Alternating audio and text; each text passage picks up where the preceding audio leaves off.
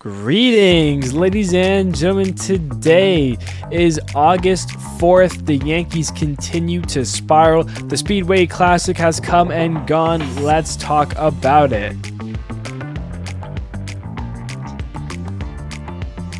Hello, everybody. My name is Steven. This is the middle of the order. How are we doing today, ladies and gentlemen? Welcome to the month of August officially. I know we did one episode on Friday, August 1st, but we're back again with another one, and this one a little bit more into the month of August. We had our first couple of games come and go, and let me tell you, the games this weekend, might I say, peak cinema. These games were fantastic. We're going to go over all of them and more here. So with that being said, let's jump into our series recap.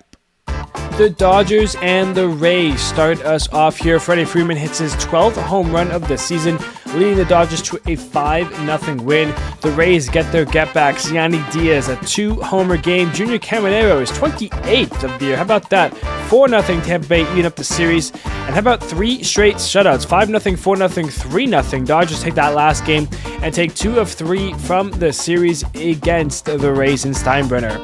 Astros and Red Sox, we welcome back Carlos Correa as a member of the Houston Astros, but it's the rookie for Boston, Roman Anthony, that comes through in extras. A walk-off single in the 10th leads Boston to a 2-1 victory. Then it's a home run party in Game 2. Romy Gonzalez, Trevor Story, Abraham Toro, they all go deep. 7-3 Boston. Correa hits his first home run back with the Astros in his 3rd game, but the Red Sox pile it on. 6 runs in the 4th, 6-1 Boston the final as the Red Sox sweep the Astros at home. Royals and Blue Jays, Mike Yastrzemski hitting his first homer in his first at-bat as a Royal. He's joined by new teammates Bobby Witt Jr., Salvador Perez, and Adam Frazier as the Royals go crazy in Toronto. 9-3 Kansas City. The Blue Jays score 3 in the 3rd, led by Scherzer, to a 4-2 Jays victory to even up the series, but they cannot find the series win as the Royals in extras put up 5 runs in the 10th. That put a chokehold on the Blue Jays. 7-4 Kansas City the final. They take 2 of 3 from the Jays, helping out Boston and potentially the Yankees as well. Twins and Guardians, this first game would go into extras, and our hero is Mr. Manzardo. Kyle Manzardo, the walk-off single, 3-2 Guardians in the opener. Daniel Schneemann hitting his 10th home run of the year helps the Guardians to a 5-4 victory as they would look for the sweep, but it would be a rocky start as the Twins would score 4 runs in the first and kind of manage the game from there. 5-4 Twins the final. Cleveland, though, taking 2 of 3 from Minnesota. White Sox and the Angels here. Andrew Benintendi, Lenyn Sosa, Colson Montgomery, Josh Rojas, it all go deep as the White Sox take a 6-3 victory. Kyle Teel, an RBI single in Game 2. That's the only run in this one. 1-0 White Sox. They look for the sweep, but the Angels come back, and it's the guy, Taylor Ward. A 3-run walk-off home run leads the Angels to avoid the sweep. 8-5 the final in this one. D-backs and Shea Langeliers bangs one out. His home run is a part of a 4-run first for the A's as they take a 5-1 victory in the opener here. The Diamondbacks come back. Ketel Marte, Alec Thomas, Corbin Carroll, they all go deep in a 7-2 D-backs win. And then it's Blaze Alexander getting his first home run of the season. D-backs with a 6-4 victory, taking 2 of 3 from the A's. Rangers and Mariners, a 4-game set. This was our series to watch. Cole Young and Kyle Raleigh both homer in the first of 4. Raleigh gets his 42nd home run. We talked about this. 6-0 Seattle in the opener. They come back in Game 2. It's J.P. Crawford. How about a walk-off home run? Clutch moment from Crawford. 4-3 Seattle. Texas needs a game. This one goes into extras. They put up 2, but it's Randy Arozarena. He has clutch in his gene. It's a game-tying 2-run homer, and we head to the 11th. Once again, the Rangers score 2, and this time they hold on to it. 6-4 Texas. They get a game back, but in the final game, it's Polanco Julio and J.P. Crawford all going deep. And for Julio, it's his 100th career home run. A little extra special there. 5-4 Seattle as the Mariners take 3 of 4 from the Rangers and get 2 games on them and 2.5 on the Astros. Big swing for Seattle. Giants and Mets. The Mets come back to get this one into extras, but it's the Giants that will score in the 10th and hold on 4-3 the final. In the second game, Pete Alonso, a 3-run home run, starts the scoring in this one, and it did not end for a while as the Mets put up a 12 spot, 12-6. The final here, 12 in the entire game, not 1 inning. But the Giants will get their getbacks. They get 12 runs in the game, 12-4 the final. Devers goes deep, Casey Schmidt goes deep, and the Giants take 2 of 3 from New York, the Mets. Speaking of New York, the Yankees are in town in Miami to take on the Marlins. And the 4 new Yankees, Jake Bird, David Bednar, Camilo Duvall, and Jose Caballero, come up huge for the Marlins as they blow this game in a brutal loss, leading to a 13-12 Marlins win, and it set the tone for the series. Augustin Ramirez, he would go get 2 homers in the second game, both solo shots, and those are the only runs in this one as Miami wins it 2-0. And in the last game, Kyle Stowers continues his beautiful breakout season. A 3-run home run helps the Marlins sweep the Yankees. How about that? 7-3 the final. Yikes. Tigers and Phillies, 2 first-place teams going head-to-head. The Phillies scored 5 in the last 2 innings to get a comeback win in the opener. 5-4 the final there. The Tigers use home run power from Colt Keith, Kerry Carpenter, Javier Baez, and Gleyber Torres as those 4 homers help the Tigers even up the series with a 7-5 win. And in the final game, it's Kyle Schwarber getting his 38th home run, puts up an insurance run for Duran, who knocks down his second save as a Philly. 2-0 the final, and they take 2 of 3 from the Tigers. Brewers and Nationals now. Blake Perkins hits his first 2 home runs of the season. Had to wait a long time for them, but knocked in 2 today. William Contreras and Andrew Vaughn both going deep. It's 4 total home runs, leading to a 16-9 win for the Brew Crew, as Yelich would get a homer in Game 2. And the Brewers out-hit the Nats by 13. 15 hits to 2 hits, 8-2. Brewers the final in that one. And the Brewers will wrap up this series nicely, finishing with 38 total runs in the series as Bryce Terang has a 2-homer game. And the Brewers put up another double-digit score, 14-3 the final, as the Milwaukee Brewers continue their hot streak here and sweep the Nationals. Braves and Reds here, first game, both teams put up some historic history here. They score 8 runs in the 8th inning. Yeah, both teams scored 8 runs in the 8th inning. Ke'Bryan Hayes hits his first homer as a Red in his first game. And this wild one would end with the Braves scoring in the 10th inning and holding the Reds 12-11 the final. Good God, what a game. As Will Benson will hit his 9th home run of the season. That's the difference in Game 2, leading to a 3-2 Reds win. In our last game, we head to the Motor Speedway Series, and we did have to wait an extra day due to some rain, but we got it, and it was Eli White's game. He homers twice in the Speedway Series after the rain delay, and it's a 4-2 Braves win as they take 2 of 3 from the Reds. Oilers and Cubs now. Ian Happ gets a sac fly in Game 1. That's the only run. It's 1-0 Cubs. In Game 2, the Cubs were up 3, but they choked this one away as Gunnar Henderson hits a clutch 3-run home run to cap off a 4-run 8th inning to come back and beat the Cubs 4-3 the final in this one to even up the series.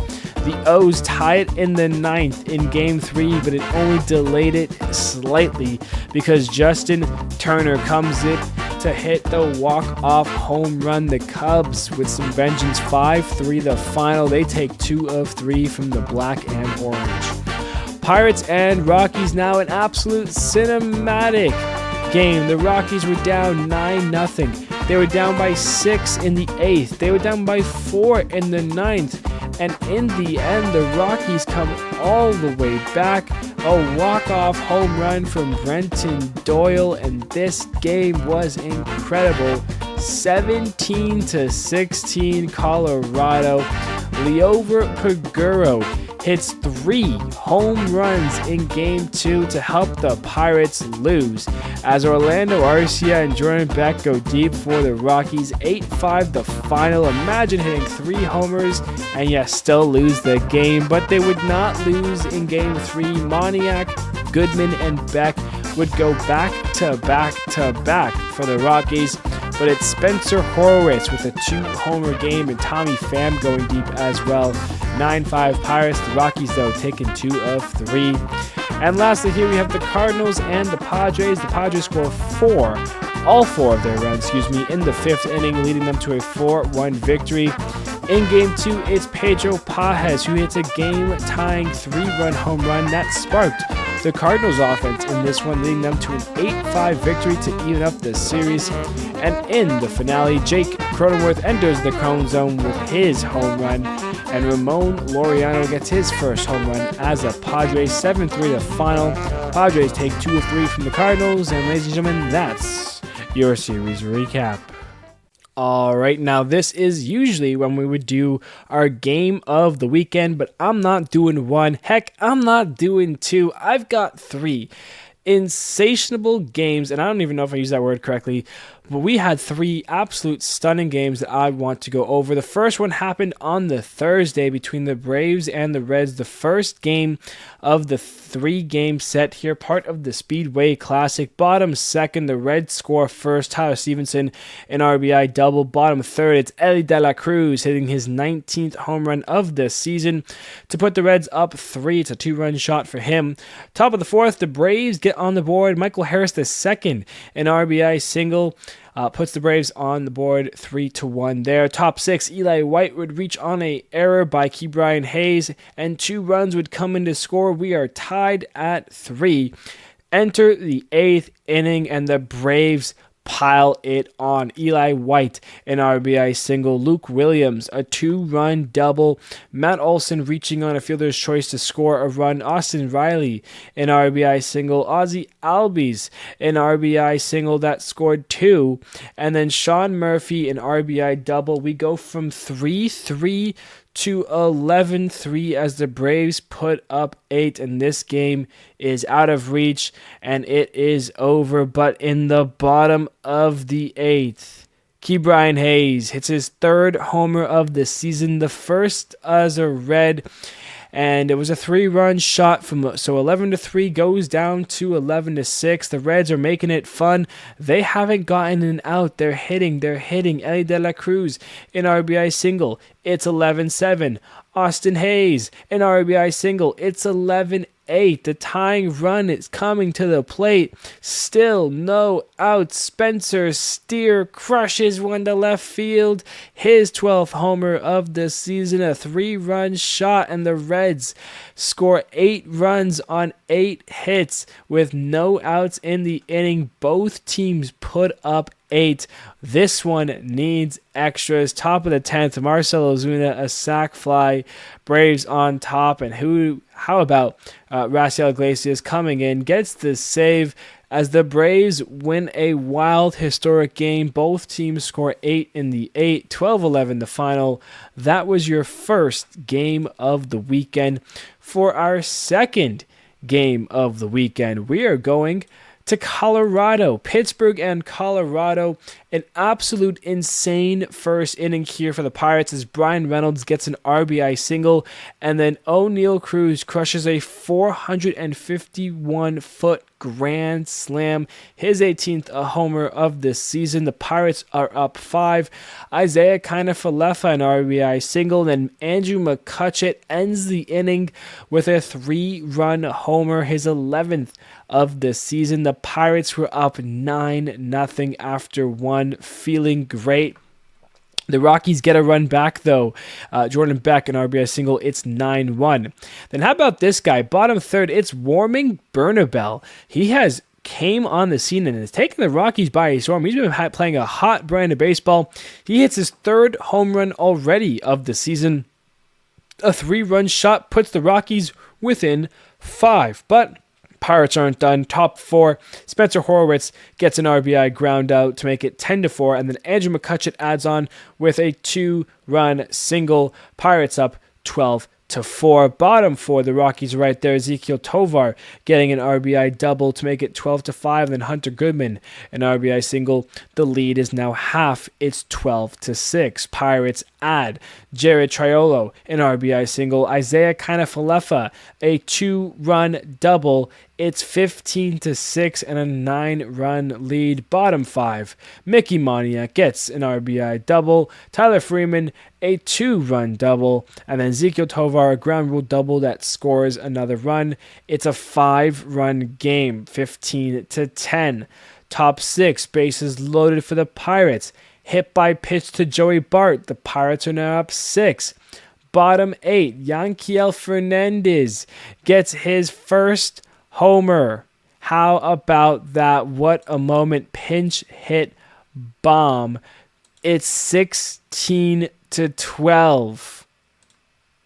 Bottom 9, Hunter Goodman hits his 20th homer of the season. It's a 3-run game. Warming Bernabel with an RBI triple, his first triple. It's 16-14. The Rockies are coming. They're going all the way back. Thairo Estrada, an RBI single. It's a 1-run game from down 9 in the first to Brenton Doyle connecting to deep left field. His 8th homer of the season is a 2-run walk-off bomb. How do you like them apples? The Rockies pull off one of the greatest comebacks you will ever see in a baseball game. 17-16 the final. Boy, was that game good. And if you like those first 2, we've got one more game for you. We're going to Miami, and it's the first day after the trade deadline. The Yankees are loving their moves, and now they get to play the Miami Marlins. And oh boy, was this game sideways quick. Top 4, Giancarlo Stanton unloads his 9th homer of the season. A 3-run shot puts the Yankees up 3-0. They add 3 more in the 6th as Jason Dominguez gets an RBI single, and then Cody Bellinger drives in 2 with a single. It's 6-0 Yankees. They're on top. But here comes the Miami Marlins. In the bottom of the 5th, Javier Senhoa hits his 2nd homer of the season. A 2-run shot puts the Miami Marlins on the board, and then Liam Hicks getting a 2-run single. And all of a sudden, from 6-0, it's 6-4, but Fred not. Trent Grisham is here to save the day. A 3-run shot gets them runs back. His 19th of the season puts the Yankees back to up 5. It's 9-4. Bottom of the 7th, Jake Bird, the new addition, comes into pitch, and it's Kyle Stowers with a grand slam, and from down 5 is down 1. Jake Bird's ending his first game as a Yankee does not go according to plan, but it's David Bednar who comes in. He's feeling good. It's Javier Senhoa again, his 2nd home run of the game, his 3rd of the season. We are tied as Bednar blows the save here. It's 9-9, and if that wasn't good enough, Augustine Ramirez gets an RBI single as the Marlins score 6 in the 3rd to take a 1-run lead. But that lasts for all of half an inning because in the top of the 8th, Anthony Volpe hits his 17th homer of the season. We are tied at 10. Top 9, it's the newly added Ryan McMahon, still coming clutch for the Yankees. He gets an RBI single. The Yankees are up 1, and for good measure, Volpe gets an RBI double. It's 12-10 New York. They're feeling good. They deserve to win this game, of course. Enter the new guy, Camille Doval, trying to get this one here. Runners at 3rd and 2nd, and Xavier Edwards, 1st and 2nd. And Edwards shoots one down the right field line for a single. Caballero comes over running, and he runs over the ball. The newly acquired Yankee. That mistake cost 2 runs. We are tied at 12. And then Augustin Ramirez would reach on a fielder's choice as the ball gets just barely in front of the catcher. He dives to make the play, but Edwards, too speedy. The Miami Marlins walk it off 13-12. Ladies and gentlemen, those were your games of the weekend. I told you we had some bangers. Let's talk about the Speedway Classic Series really quickly. And I say series, but it is one game between the Braves and the Reds. Eli White gets to be the hero after a rain delay. Of course, this game was supposed to be on Saturday. They played just about an inning and a bit. The Reds had scored their first run before the game got suspended, finished it up tomorrow, or by tomorrow I mean yesterday, which was Sunday, and ends up falling the Braves' way. Eli White hits 2 home runs. There were some cool things that they did with it. The home run car was really cool. They had a guy drive around the track with a home run flag when the balls were hit. Fans, there was some decent amount of showing, but it was a big stadium to fill out, and also because it was a Sunday after the fact that people probably bought tickets for Saturday, made it a little bit harder to fill up seats. A little unfortunate because of the rain and because of the weather, but it was still cool. A very good game to see. A very cool, experience for these players and for this little bit. We were supposed to get Chase Burns versus Spencer Strider. We ended up getting Brent Sutter versus Waldrep in the long run here. But Burns technically pitched an inning. Strider got scratched. So it was a tough kind of, not everything goes according to plan. But Speedway Classic, overall, it was fun. I would love to see another game here. And we'll see, what they continue to do here with those kind of games. So we shall see.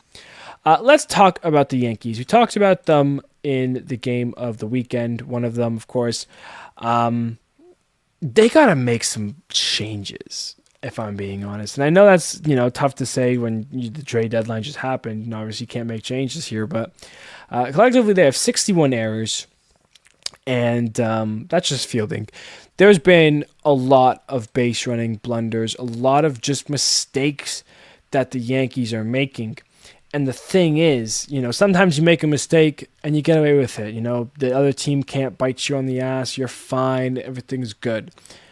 The Yankees are getting bitten after every little oopsie, every bad throw by Volpe or anyone else in the infield, any dropped ball from not hustling. Jazz was picked off at first to double up after the second baseman caught the ball and threw over to first. Why were you not on the back? Those small things are costing the Yankees day after day after day after day. And it's gotten to a point where now they're not even second in the division. They're third. They're on a 3-game losing streak, obviously just getting swept by the Marlins. 4-6 in their last 10. They're 8 games above 500. They're 60-52, and they're now a game and a half back of the Red Sox. The Red Sox swept. The Yankees got swept. That's a huge, massive 3-game swing for the Red Sox. They're now in the first place for the wild card overall. And I will say this for the Yankees, they are lucky that Seattle ended up playing Texas last week, because if not, they both could have really jumped the Yankees for this wild card spot right now. Thankfully, Seattle bounces. They get 3 of the 4. They get 2.5 out on the Astros, who got swept by the Red Sox. They obviously take 2 games against the Rangers. And because the Yankees also got swept, Mariners picked up 2.5 games against them as well. So Mariners jumped Astros 2.5, Yankees 2.5, Rangers 2. And that's huge for Seattle. Meanwhile, Boston, the 3-game sweep for them. Blue Jays won 1 of 3. They get 2 games out on the East there. And going back to New York, because that's obviously the thing to talk about here, listen, that game the game of the weekend, one of the ones against Miami, where Jake Bird gives up the grand slam to make it a 1-run game, and then Bednar makes it a tied game, and then gives the Marlins the lead, and then Camilo Doval comes in and he blows the save because Jose Caballero, who came in a pinch run and did a, I guess, okay job, overruns the ball in right field. Look, I said it, I think, last episode. The Yankees, in my mind, outside the Padres, who kind of went all in, chips in, I really liked the Yankees' moves. I liked adding David Bednar. I liked adding Jake Bird. I liked adding Camilo Doval. I said it when they did the Ryan McMahon trade. That's the trade of the season for them. Ryan McMahon holds so much potential for this Yankees lineup. And in the short sample size, it's shown. He has a walk-off hit. He has, the clutch hit that's put the Yankees back out in front in today's game, or in the game of the weekend. So, I mean, he's done a lot, and he's been a big key piece. I expect similar results going forward from Duvall and from Bednar. It's a tough game where everyone kind of screws the pooch a little bit. But these four players are still elite players and will still help the Yankees in the long run here. And I mean, the Yankees, we've talked about them struggling. We've talked about them making these mistakes and how it's costing the team. And at the end of the day, I still think it's fine because of where the Yankees, it's the Yankees. You're telling me that this is obviously worst case scenario is missing playoffs. But right now, the Guardians are 3 games out of the wild card. Royals are 3.5 out. Obviously, we still have, 50 some odd games to go at this point. But I mean, the only team that really can compete in the AL right now with the wild card, you have Detroit Blue Jays and the Astros, who are current division leaders. And then you have Boston, Yankees, Mariners currently holding it, and then Texas. So the only way is if the Yankees keep sucking and Texas jumps into that, so then the wild card would be Boston, Texas, and Seattle, while the Yankees are outside looking in. I think right now, if you're the Yankees, at this rate, you're not winning the division, obviously. Boston's ahead now. You got the Blue Jays still going at it, so those 2 teams are ahead of you. And I mean, you're just not playing good baseball. Figure it out. Lessen the mistakes. Practice defense. It's time to make a change. Obviously, without Judge, so the offense took an impact over the weekend, but you cannot get swept by the Miami Marlins when you're trying to fight off Boston, when you're trying to tackle back at the Blue Jays. It can't happen. And right now, we've talked about maybe the last 2 or 3 episodes, the last 2 or 3 weeks, the Yankees have played sloppy defense and sloppy baseball as a whole. It's like the whole team has mentally checked out of the season. It's kind of embarrassing to watch right now. And these are the Yankees. These are the guys. So, I mean, it's time to figure it out. Really, it needs to happen today. The switch needs to happen. Everybody needs to click. Everybody needs to lock in. They cannot make an error. They can't, get out on the base paths. They can't do something stupid. Lock in.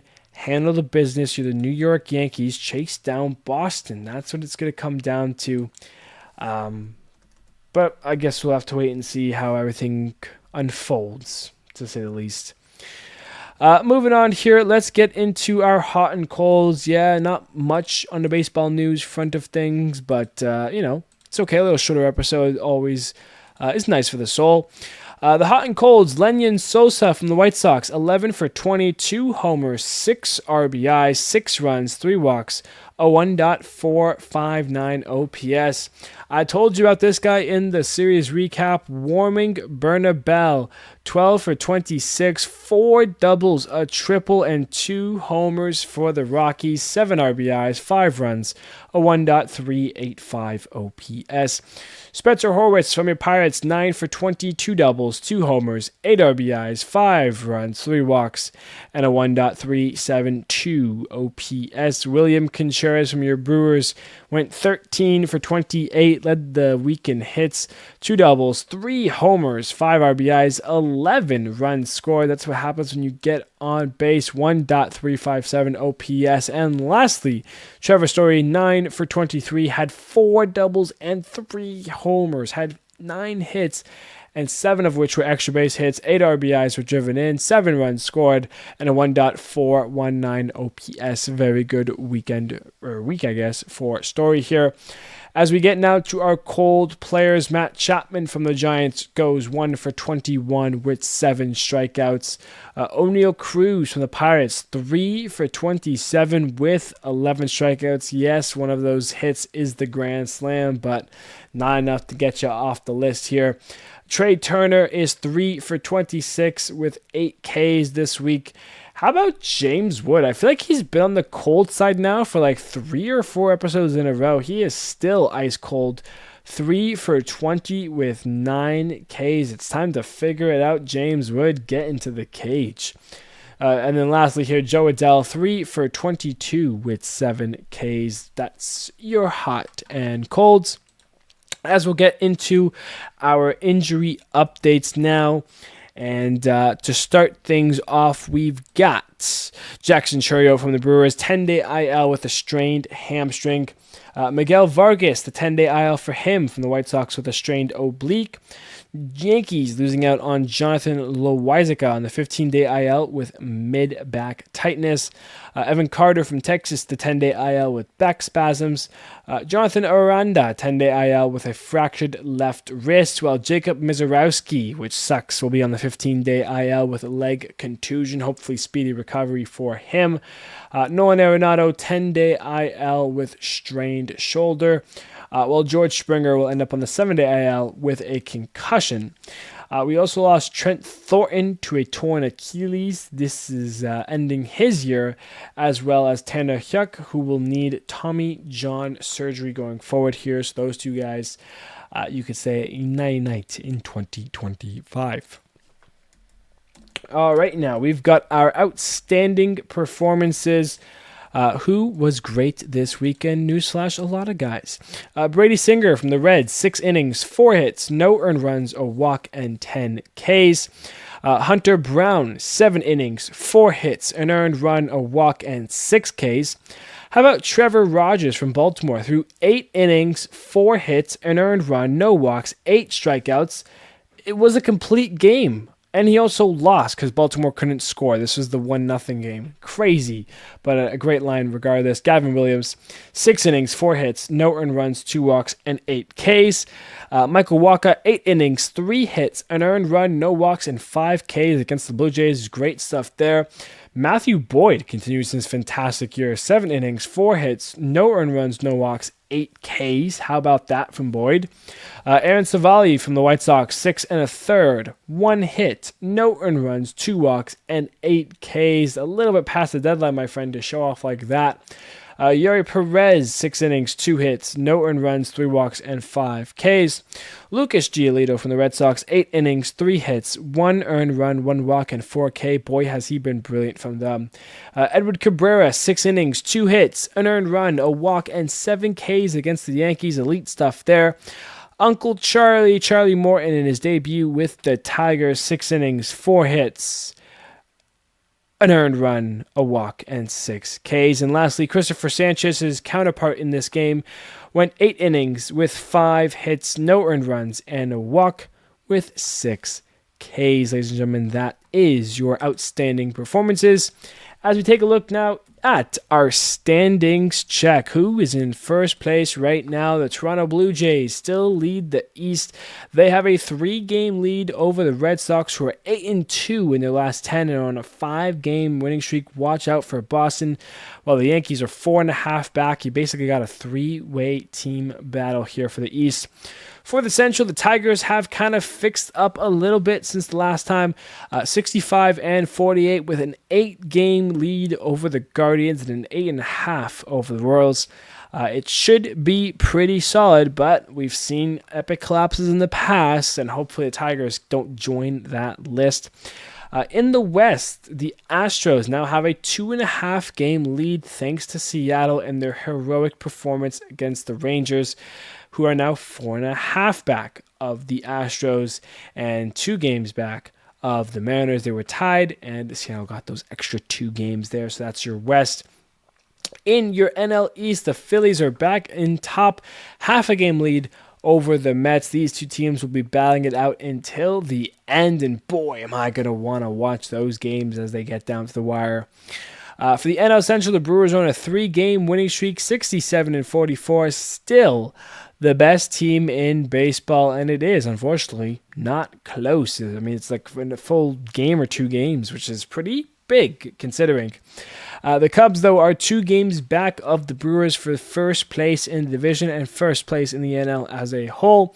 And you can still sprinkle a little bit of Reds love there. Maybe 9.5 games out in the division seems tough, but when you look at the wild card and you see the 4-game difference, you start to get a little hopeful. But then you remember the teams ahead of you are the Cubs, Mets, and Padres currently. And speaking of the Padres, we go to our NL West now, where the Dodgers have locked in a little bit. They're 3 games up on the Padres, so still tackling into that lead there for San Diego, who is 62-50, looking to get 3 games ahead of the Dodgers. How about that? Trying to right the wrongs there. So division winners currently Tigers, Blue Jays, Astros, Brewers, Dodgers, Phillies, while our wild card sitters are the Cubs, Mets, Padres, Red Sox, Yankees, Mariners. That's your standings check. So we go to our upcoming series here. Who's playing baseball? The Royals are in Boston to take on the Red Sox, Twins at Tigers, White Sox at Mariners, Yankees at Rangers, Rays at Angels, Astros at Marlins, A's at Nationals, Brewers at Braves, Guardians at Mets, Oilers at Phillies, Reds at Cubs, Giants at Pirates, Cardinals at Dodgers, Padres at D-backs, and lastly, the Blue Jays in Colorado to take on the Rockies. Those are your upcoming series. And we need to get a series highlight, of course. And after looking at all 15 possible matchups for the week here, I went with Yankees at Rangers. Texas just lost 3 of 4 to Seattle. They need to rebound. And as we mentioned, the Yankees need to fix up some stuff right now, and it's a battle for the wild card right now. The Yankees are half a game up on Seattle, who is in 3rd place. Well, the Rangers, of course, dropping from Seattle and are 2 games behind the line. If the Rangers are able to sweep the Yankees, that will put them up by half a game for that final wild card spot. So the Yankees, pressure is on to win at least 1, but in this case, if I was New York, I'd be getting at least 2 win the series. The first game will be today. It is Max Fried with a 12-4 record and a 2.62 ERA. A good chance for the Yankees as they face Patrick Corbin, who is 6-7 with a 3.78 ERA. A lot better than people were thinking for him this year. He has had his ups, but he has also had his downs. The game 2 will feature Will Warren from the Yankee side, 6-5 record with a 4.64 ERA, while they will go up against Nathan Eovaldi, who's dealt with a lot of injuries, but when he's been healthy, he might be the best pitcher in the AL this year. A 9-3 record, a 1.49 ERA. If he can get qualified, he will lead the league in ERA, and it wouldn't be close. So a good chance there for Texas to maybe even up a series or 2. While Game 3 will feature Carlos Rodon, 11-7, a 3.34 ERA, versus the rookie Jack Leiter, 7-6 with a 4.10 ERA. We have 3 great matchups, and this series should be good. Ladies and gentlemen, with that being said, let's wrap up today's episode. A little bit shorter than you might have expected, but it is what it is. I know this is our 2nd episode in August technically, but MLB never released their Players of the Month for July, so we are still waiting for that. It should come out at some point today, if not maybe tomorrow. So stay tuned for Friday for a possible Players of the Month episode, but from now, I will leave you here. A great weekend with great baseball, lots of fantastic games, lots of fantastic moments. I love and appreciate you all. Thank you, everybody, so much, and I will see you on Friday.